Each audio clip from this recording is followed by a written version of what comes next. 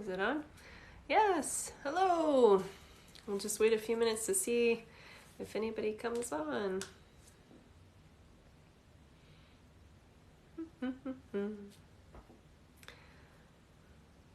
Hello. We're just waiting a couple minutes for people to come on, but if you have any questions, feel free to type them below and we'll try to answer them tonight.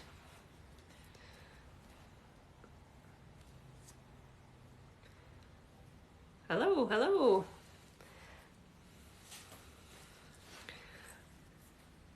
If you have questions, please feel free to type them in down below. We're going to just base our conversation tonight on questions and answers and see where things go. We're here to talk about narcissism, about the Narcissism Podcast. Oh, hi from Canada.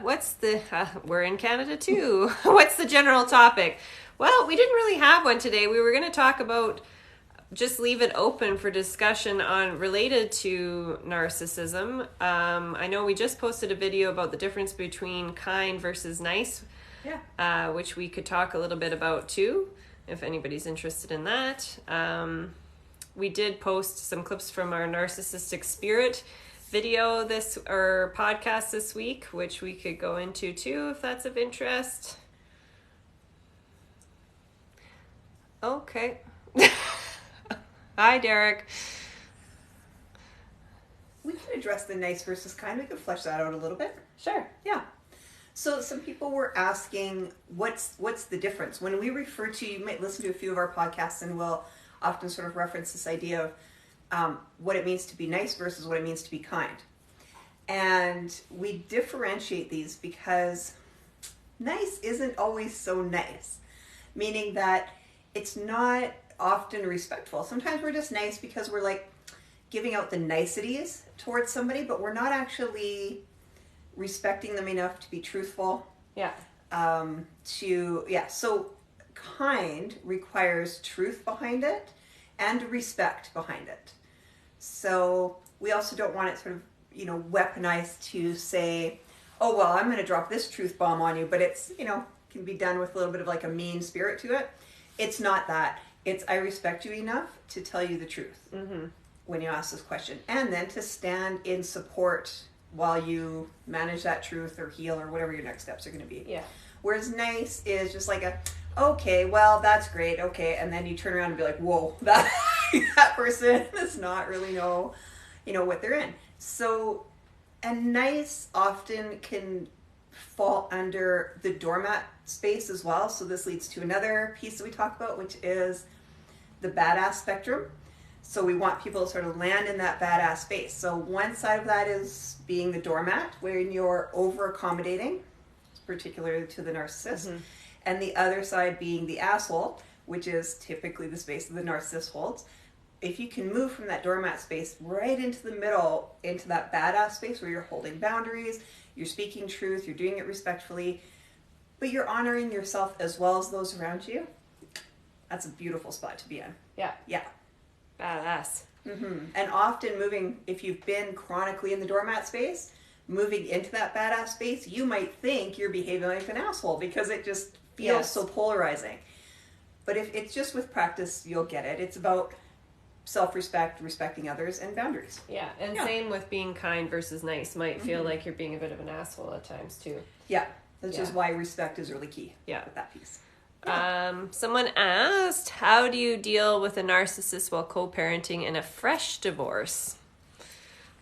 Okay, well, good question, excellent question. We talked a little bit about co-parenting last week. So,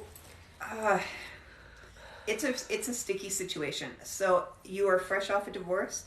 So there's two streams here, so we'll deal with that one. Within your divorce, hopefully you've got very clear lines and boundaries of how the parenting happens. And that might have to even be broken into different categories like schooling, medical decisions, religious decisions, etc. So you need very structured parameters within the divorce agreement to co-parent somewhat effectively with a narcissist. Because there has to be boundaries that are clear and defined. If they're crossed, then you have leverage to at least something to utilize. Yeah. Right? It's very, very difficult situation. Yeah. And coaching can be used to help people with those situations. A tool Brad mentioned last week, he knows it's something that's available in Canada. We're not sure if it's available in the States, but it's a communication tool.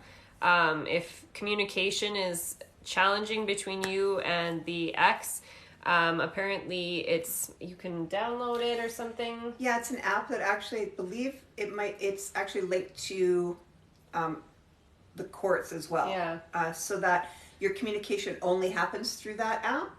So that would be another great tool, is to don't communicate with them outside of that app. Yeah. If they are requesting something through another text platform or email, you just we communicate over here. And that way everything is tracked and logged, and then there's no misinterpretation of what was said. And it can be used in the court. And it can be used in the court. So that is a really great tool. And I'm certain there's got to be something in the States for that as well, but we do have that here in Canada. Yeah. Does anybody else have any other questions they'd like to know the answer to, or topic discussion point regarding narcissism? Feel free to write it down below. What else could we talk about, Kim? Do you want to address the spirit of narcissism? Did you want to go into that one a little bit? Well, we could, yeah. You started off. Well, we did an episode on the spirit of narcissism, and what we're referring to a lot in that episode is that often you can be having maybe quite a lovely interaction with the narcissist, because that's what's so enticing about them. You can have these real highs and these real lows. And then you'll see almost this switch happen, and that's when this what we refer to as sort of, it looks almost like an overtaking of this spirit of narcissism that sort of takes over the really lovely person you were just chatting with. That is not to mean that they are not responsible for what's happening, right? But there's almost like a very tangible sense. Has anybody witnessed that? Yeah. Had this experience where it's really lovely, and then all of a sudden you're just like, I don't know what just happened. How did we get into this space of disagreement or argument or accusations or gaslighting or whatever it might look like? Yeah. Change in body language, change in tone. Yeah, just carrying themselves very differently, like as if they're hosting a totally different person. Someone asked, do they know that they are a narcissist? Some narcissists know and some don't. Typically, people who are more on the overt side of things, so there's a spectrum to narcissism, covert being on one side and overt being on the other. An overt narcissist they're pretty easy to spot. We've all sort of been able to easily spot them from a distance. They might take a little bit more ownership of their narcissism. Yeah. And not be bothered or ashamed or anything by it. So, yes, there is a possibility that people know. On the covert side of things, they may know inside, under the surface, that something's not quite right. Do they have the awareness that they're a narcissist and they're hiding that specifically? Hard to say. That's a very individual situation. It also, because it's on the spectrum, I do know that there are people aware that use narcissistic tendencies or are aware of when they've become taken over by the narcissistic spirit, that they do know that can happen to them. I guess it just depends on where they land on that spectrum and their level of awareness, upbringing. Some people may just learn how to use narcissistic traits and be familiar with the spirit, and that's how they need to survive, versus somebody who is more fully aligned with being narcissistic. They deny everything. Yeah, they don't really like to take responsibility. We are dealing with our ex-daughter-in-law that uses our grandbaby against us to meet her negative attention. Yeah. I'm sorry you're going through that. Yeah. That's also another really, I mean, this is why we kind of do this thing, is that these situations are so difficult and painful to experience. So do you want to speak a bit to that within a family? Yeah, I was going to say that that's not uncommon, that grandchildren are used, what's the word I'm looking for? Leverage? As leverage, to kind of continue with their poor behaviors, or to, it's like they use the grandchildren almost to set even more aggressive compliance measures. Like you might have existed in a relationship in one way, and then all of a sudden the grandchild's involved, and it's like there's this whole new list of orders and demands you need to follow in order to continue to maintain a relationship with them, and that if you don't, you won't be able to see the grandchild anymore. And that is a very painful deal breaker for a lot of people, and so they will go above and beyond in that doormat position to maintain those relationships with grandchildren, but the targets just continuously move. Yep. Yeah, it's a great tool of control for the narcissist, and they can use them, I mean, when we leverage them for control, but they leverage them for blame as well, right? So yeah, you get into a really sticky spot here, because likely you may have experienced accusations that aren't accurate, situations that have been blown way out of proportion from what actually was the event. Yeah, a mountain, or what is it? Molehill to a mountain. To a mountain, yeah. Yeah, so they will either take a molehill and make it into a mountain, or they will take a mountain of an event and make it into a molehill. Particularly, that happens when they're more responsible. Yes. Yeah.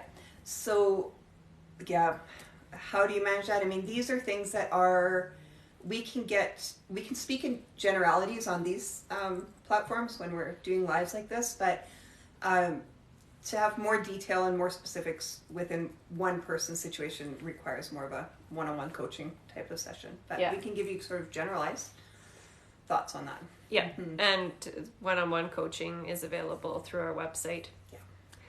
Yeah. Okay, yeah. Yes, they deny everything. Yeah. But responsibility, they're not a big fan of self-responsibility. They're a really big fan of pointing out all the things other people should be responsible for. But yeah, not their own self-responsibility. Are you part of telly.cbt? Don't know what that is. We're not sure what that is. So no.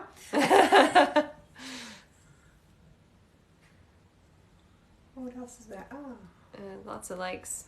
Yeah, the family thing can be really tragic, and unfortunately we've discussed this with quite a few different people in similar situations. They're all a little bit different. Always hoping that there's a way that they can make it work and still find a way to have a relationship. And it's really painful to realize that in some circumstances you just can't. Yeah, and I think in some of these cases too, knowing what your boundaries and deal breakers are, and that's a big ask when you're talking about a family relationship. But do you have or know what your personal deal breakers are for a relationship, what you just cannot negotiate? Yeah. For yourself. This person said, this one thinks I'm hiding someone in my house. He's always accusing. It's really not normal. Yeah, so the reason our podcast is actually titled Neonarcissism Podcast is because we're noticing this sort of new narcissism that's been rising up, and often that comes with comorbidities. So you have narcissism paired with maybe another cluster B personality trait or something else. So it's possible that there could be something else at play there as well. Not that we can diagnose over here live on TikTok, but just to keep people's awareness that sometimes these things are paired with other personality disorders. Yeah, and this same person just wrote covert, I was told. Yes, so there is a difference between an overt and a covert narcissist. Yeah. Does it feel like the accusing is more like gaslighting versus accusing? Good question. Yeah. And covert, to be a little bit more specific, covert narcissists tend to hide a little bit more. They're harder to spot, and they're a little sneaky. So they really hold up a mask to who they are. Whereas an overt narcissist is just who they are in all situations. Yeah. Yeah. So. Yeah, and the covert narcissist loves to play the victim card too. They can. Yep. Victim or vulnerable narcissist. Yeah. It's referred to. Yes, I agree. And yes. What was the other clinical term you just used? Cluster B? Cluster B personality traits, possibly. So in the DSM-5, there are, different personality traits. Mm-hmm. Overt. Yes. Overt. Yes. The overts are, I think people might have a tendency to find the overts a little bit less harmful because you know who they are and kind of what their game is up front.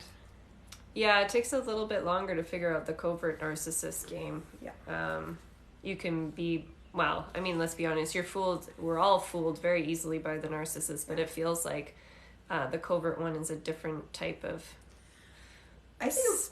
Sorry, duping. It's not the same seduction as an overt one would be, but it's a different type of long-term game. Yeah, it's a little more of a long-term game, I would agree. Yeah. It's also like a really great fingerprint for this is when dealing with a covert narcissist, is you might feel a little crazy. Like you'll start to question your own reality when you're with a covert narcissist because they switch up so frequently. They can be so delightful and then so awful. We sort of talk about the highs are so high and the lows are so low. Yeah. So, and then it makes you crazy. Yep. My ex-narcissist is dying of leukemia. The abuse got so much worse when he got sick. Yeah. Yeah. Actually, we heard of that. A similar story from someone, I feel like, a year or so ago. And that would make, I mean, it's an opportunity for a covert narcissist to use the illness as a way to get more sympathy, to play that covert victim card even harder, and then you look like a villain if you want to leave this person while they are sick and not doing well, because you end up looking like the narcissist when you're in a very abusive, destructive relationship. It's a very challenging place to be. Yeah, they'll treat it like a free pass for even more abuse. Yeah. And terrible behavior. So again, knowing your boundaries, regardless of whether somebody is dealing with an illness or not, it's important that we know our boundaries. And when I talk about that in these types of situations, it's really like, what is the line that's abusive? Mm-hmm. Right? So that may be physical, and for some people, it's a different level of physical where it crosses a line. Yeah. Whereas some people, it's like absolutely no aggressive physical contact will be tolerated, and other people have a different boundary around that. It could be verbal, and manipulation. So it's important that you know what your deal breakers are so that you keep yourself safe and protected. Mm-hmm. The narcissist told me he liked to challenge. Because I left, he said, "You are my enemy now." Yeah. Yep. That does not surprise us at all. So is he referring to the fact, I'm going to assume a he here, may or may not be? Yes, he liked to challenge, yeah. Referring to after you left that you're now the challenge to try to reclaim you? No, or no? I don't know. I was saying he liked to challenge to get you, and then when you left, he said you're his enemy. So meaning you cut and run. You're not providing him he cut and run. You're not providing him a supply anymore. So that's okay. Bye. Yeah. They get to go. That's an okay position to be in. Yeah. Mm-hmm. As long as you're safe. Sleep. Yeah. Mm-hmm. Yeah, I think it's really key here too, if you are dealing with a narcissist who has a tendency for violence and threats, that you have a safety plan. So whether it's before you leave or are discarded, or immediately after you've left or have been discarded, to have some sort of safety plan in place. So safe people that know what the situation is, and where you are. Maybe there's a code word so that if you call somebody, you call a friend and you're ordering pizza instead, right? To give them a heads up that somebody's there and you need help. Send police, whatever it might be. But set up a safety plan for yourself. Mm-hmm. Yeah. Any other questions? Any particular topics you'd like to see podcasts on or future lives on? Yeah. Helps us prepare. Any videos, TikTok videos you are looking for answers to? I don't know. Yeah. We have lots that we want to put out, but we're totally open to suggestions. What's up with the black eyes? I best him up before because he cheated and a repeat cycle. Not sure. Can a narcissist change? It is unlikely. So to leave some hope and there's a lot of people in the world, potentially, but it takes a great degree of self-awareness and work on their part to do that. There is absolutely nothing that anybody on the outside of that can do for them to help them change, except to support the change that they are trying to make. But they have to be very, very highly motivated, consistently over time, because it's a personality wiring. If you are diagnosable narcissistic personality disorder, that is a wiring of your personality. So it is you're not going to change the personality, but they can learn in great depth about themselves and try to put measures in place. Yeah. If they want to. It's all on them whether they want to. Someone said he didn't stay in therapy long. No, they will not. They'll go to therapy to try to look the part like they're mending bridges, but they won't be successful in therapy long because really they're quite happy and content with themselves and how things are, and they don't see themselves as needing to change. It's you that has to. It's I think sometimes when you're an empath on the other side, being in a relationship with a narcissist, there's an assumption that they feel the same way that you might feel. Yeah. So the pain that you feel, it's just inaccurate to think they're feeling that same amount of pain. Yeah. Guilt is a man-made emotion. We're taught guilt, and it's appropriate when, say I stole something of Kim's, and I feel that internal guilt. That's like my body and person and me is telling me I need to return that item to fix things with Kim. That's something normal people experience. It's important, it's healthy, it provides check and balances. Narcissists may not feel that same thing. I've heard many narcissists in my life say, I don't feel guilty about that at all. And when they say that, I do believe that is a true statement because they aren't wired the same way to feel that. Yeah. Wife and I have been on boundaries with Narc Mom for years now. She is sick and has to live with us. Suggestions. Okay, tough situation. Well, one thing that I know we have stated to clients in the past is time frame. So the amount of time that you spend that you allow the narcissist in your life. So yes, having the boundaries, holding firm to them the minute they're broken, then whatever the consequences of that have to be executed. So great that you have boundaries. Hopefully you are executing whatever the consequences are for that. So for instance, now it's challenging because she lives with you, so I don't know if she has like full access to the whole house in the same space as you, or if she has sort of her own living quarters and you're not intermingling all that much. Ideally, if there are sort of separate living quarters and she's not intermingling a lot, you can have shorter time frames in terms of Yeah. what your visits are with her, and what that looks like, and also how much information you give. Yeah. Right.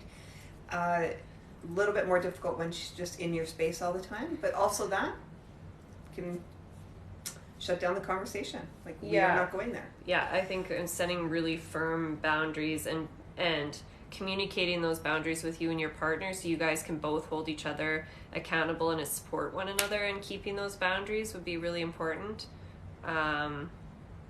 A lot of work on your part, Yeah. right? Because you're doing that then all the time with every interaction, but it is it will become easier over time. Not sure how long you've been doing that for.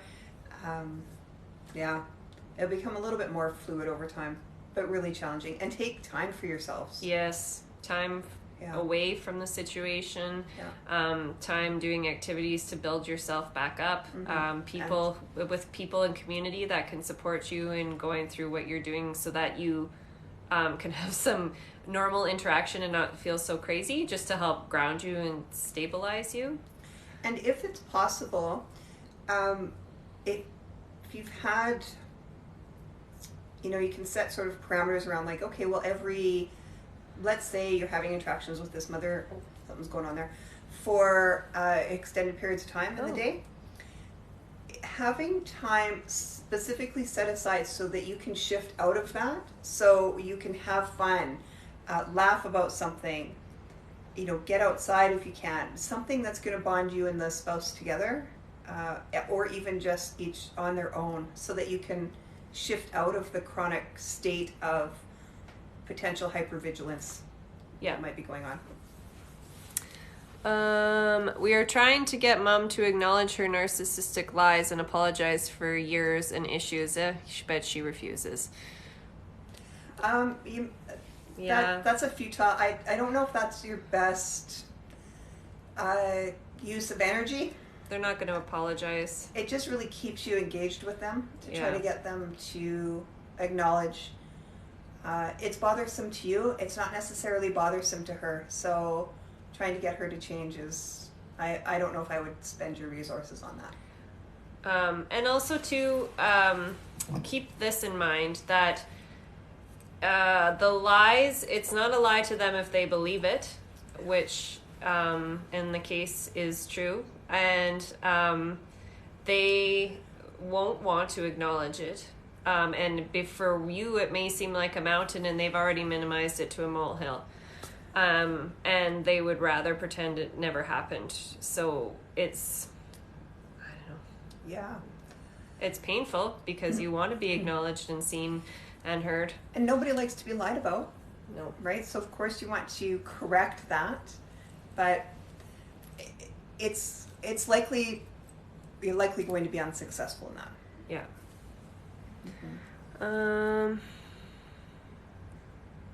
She harasses us by using other people's Facebook Messenger. Oh my. Wow. The news. Oh geez. Sorry.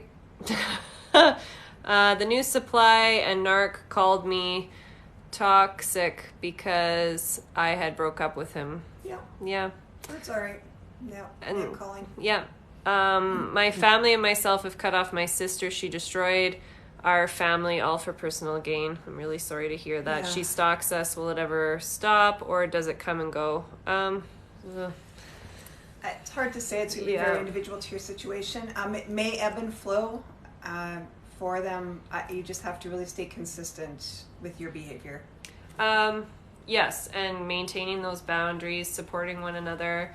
And the stalking piece, I guess, is make sure you are personally safe. Yeah.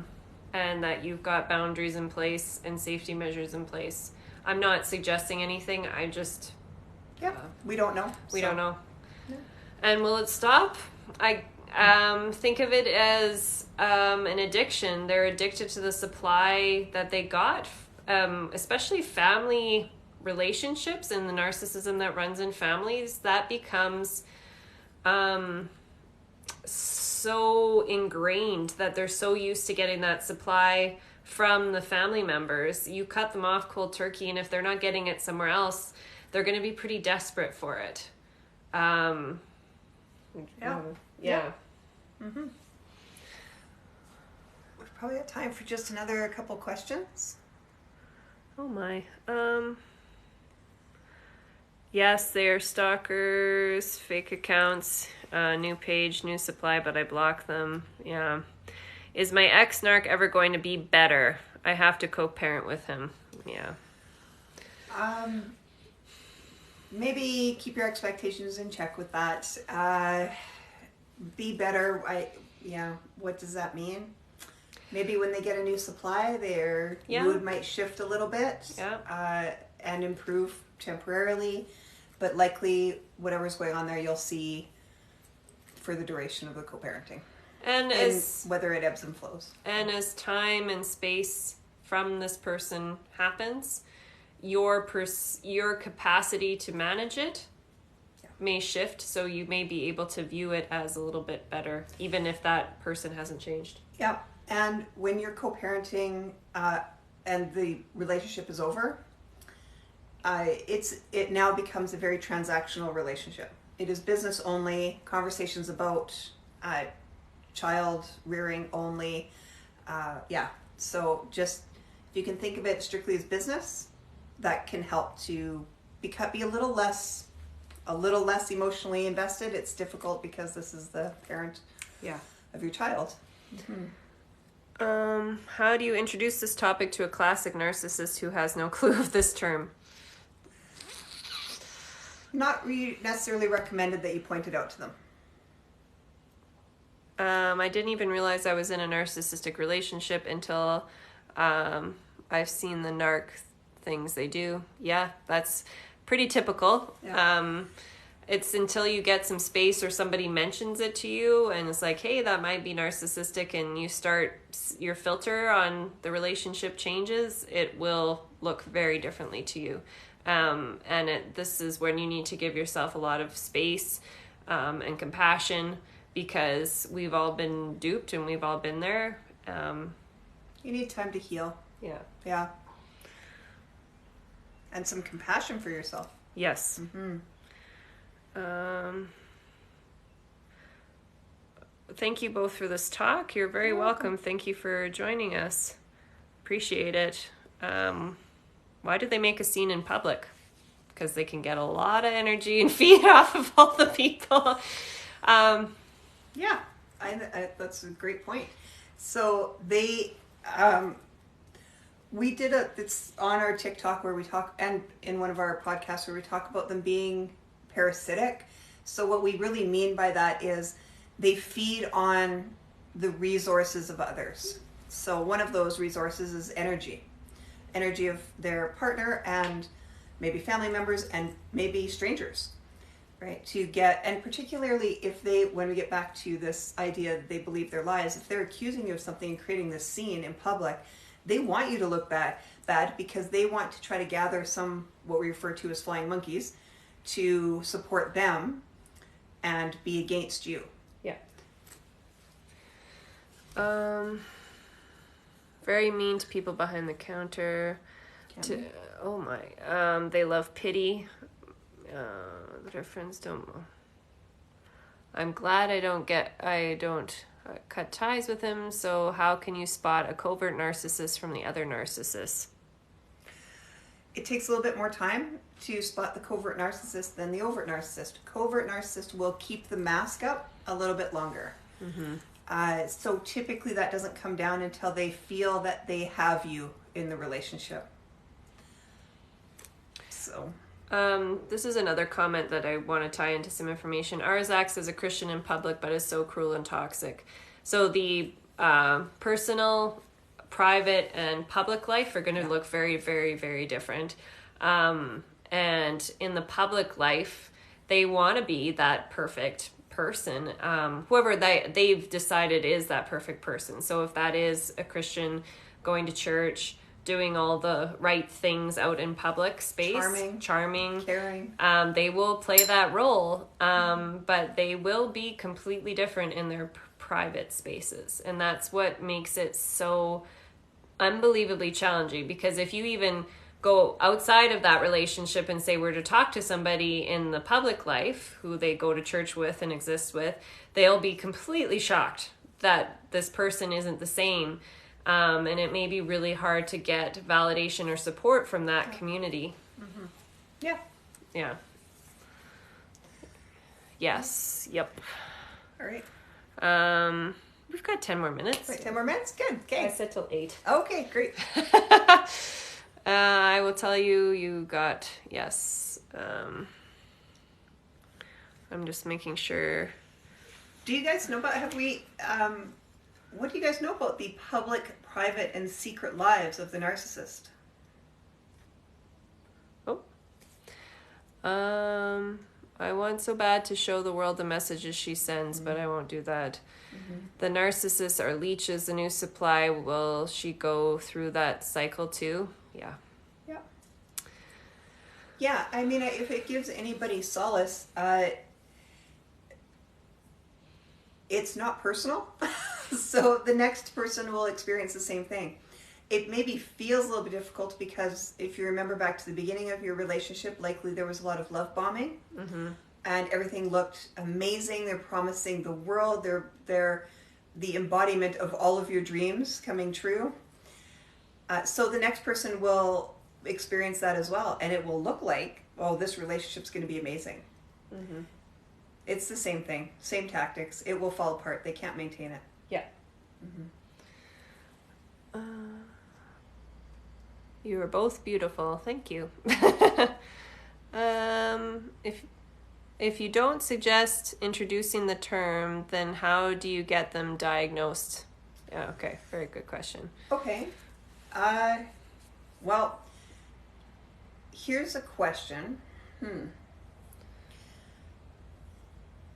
Is it your responsibility to get them diagnosed?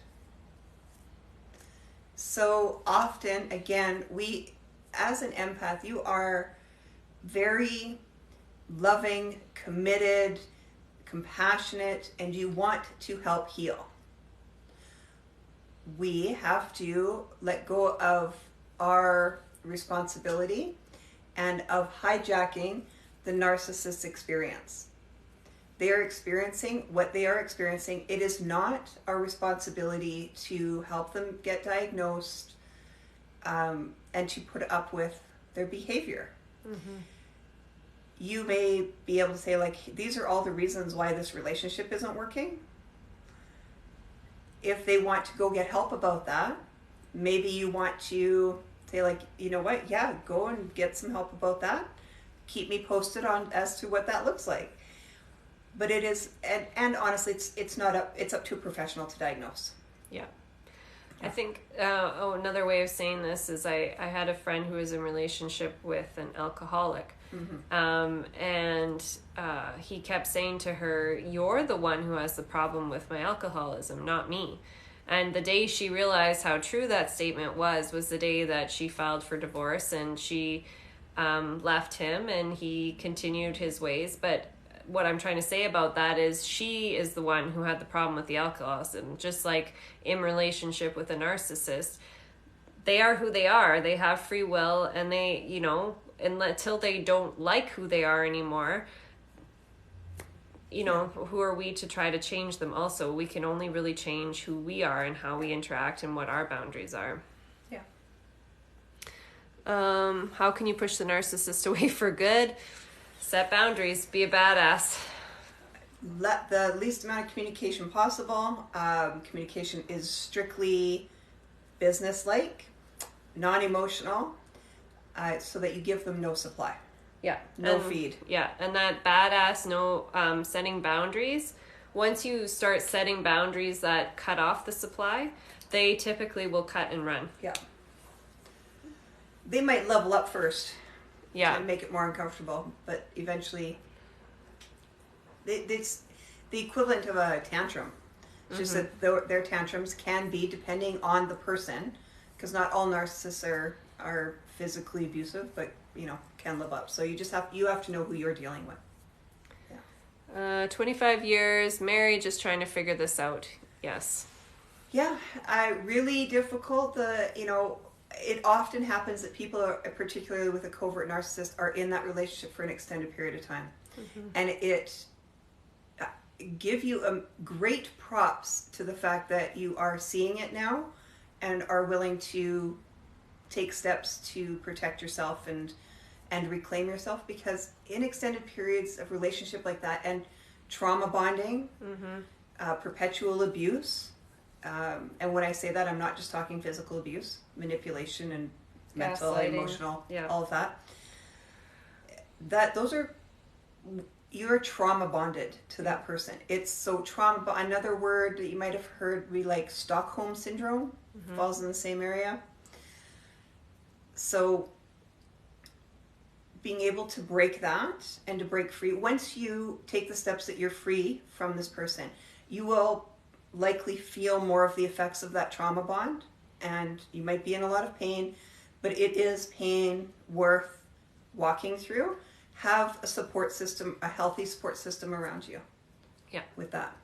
And we're working to build a community like that as well. We offer coaching, one-on-one or two-on-one coaching sessions, and we're also creating a monthly community huddle group, virtual on Google Meets or Zoom. Our next one's May 4th, which you're welcome to register for as well.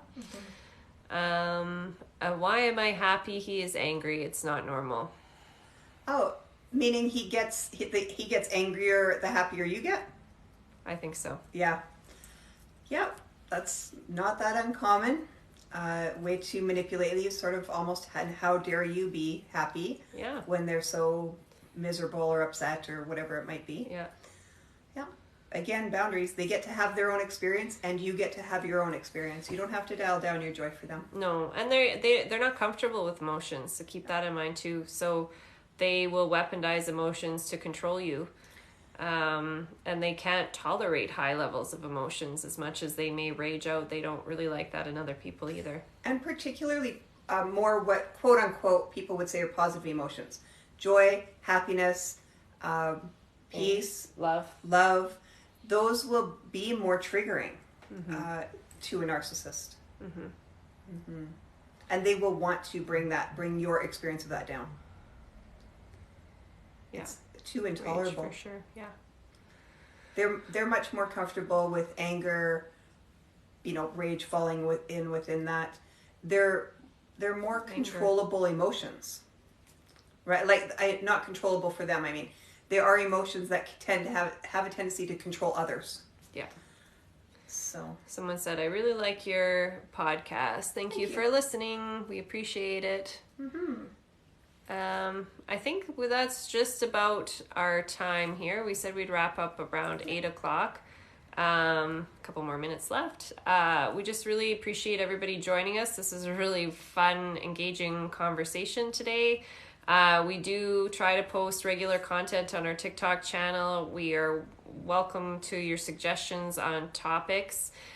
Same with our podcast. If there's something we haven't addressed yet in our podcast, send us an email or a message, and we're happy to see if we can include that.